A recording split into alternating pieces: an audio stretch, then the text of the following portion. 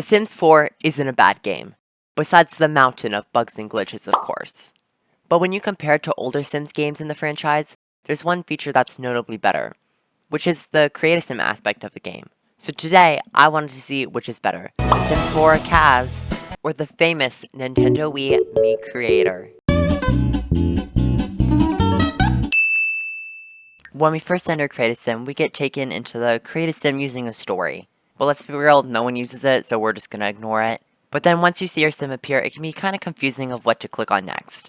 Do you click on the sim, the little traits panel in the corner, the buttons up below? It can be really hard, especially if it's your first time creating a sim or just starting out. The Sims is on a very binary system, so you have to pick male or female. Same with the Wii, it's one or the other. But then picking the voice and like the walk style and the traits, I guess there are kind of pros for the Sims. But for the Wii, you can pick to choose a lookalike or just start from scratch. So if you choose a lookalike, it has a lot of different customizational options if you want to have a different face instead of just the default. The Sims have two sliders, the body size slider and the muscle slider. While the Wii has a body slider as well, they also have a height slider. The Sims 4 can never. The Sims also has a whole bunch of skin tones, while the Wii only has 6 to choose from. But just remember, when the game first launched, the Sims had like 3, so it doesn't count. They both have a section for skin details and facial shapes. And one more thing, the Wii makeup is far better than any makeup the Sims could ever have. The Wii has 72 hairstyles in total, 36 male, 36 female, while the Sims 4 base game has 84 hairstyles in total, 84 to 72, 29 of which are male, 55 are female. So the Wii has more male hairstyles than The Sims? That's just sad. And that's not it. The Wii also has better blonde swatches.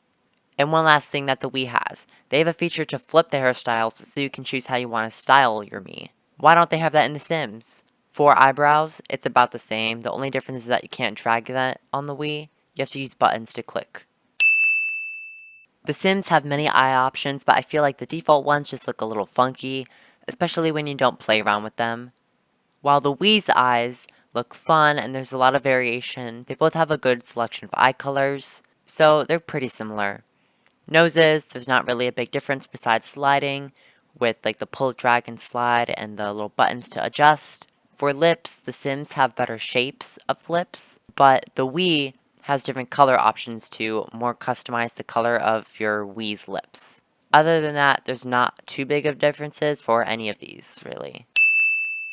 The Sims has a lot more variation in clothing, while the Wii is on a color system. This is the biggest difference between the two. One thing that's crazy is that The Sims doesn't even have a plain color t-shirt with more than just a few swatches. Like, the Wii can do it. That's all they wear. Why can't you do it too, Sims?